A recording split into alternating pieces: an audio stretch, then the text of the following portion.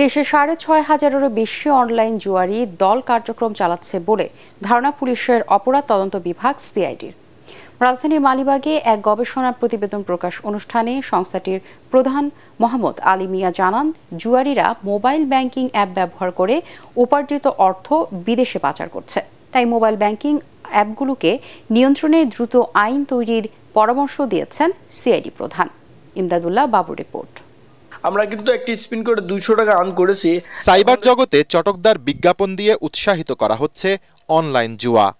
টাকা উপার্জনের পথ দেখিয়ে সেরা অলরাউন্ডার সাকিব আল হাসানেরও একটি বিজ্ঞাপন নজর কাড়ছে সবার। বাংলাদেশে অনলাইন জুয়া, বিশ্বের 200 কোটিরও বেশি মানুষ অনলাইন জুয়ায় আসক্ত, পিছিয়ে নেই বাংলাদেশও। আইসিটি বিভাগের হিসেবে অন্তত 50 লাখ মানুষের আসক্তি রয়েছে এতে।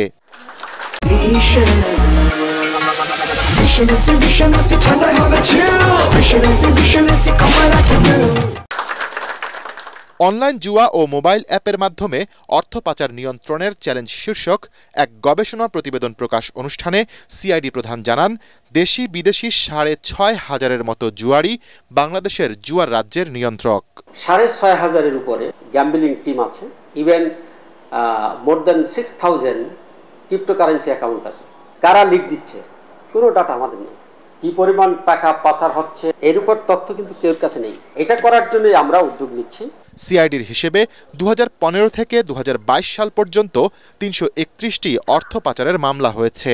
বিকাশ, নগদ এবং আদার্স যেসব, এদেরও আইনের আওতায় আনা উচিত। রেমিটেন্স যোদ্ধা যারা বিদেশে আছে তাদের অর্জিত ডলার এগুলি দুবাই থেকে যায় বা আদার্স কান্ট্রিতে থেকে যায়। ওইখান থেকে ইনস্ট্রাকশন মোতাবেক এই এজেন্টগুলি বিভিন্ন সোর্সের মাধ্যমে টাকা নিয়ে ডিস্ট্রিবিউশন হাউসের মাধ্যমে নগদ বা উপায় থেকে ইমানি করে এগুলি ডিস্ট্রিবিউশন করে।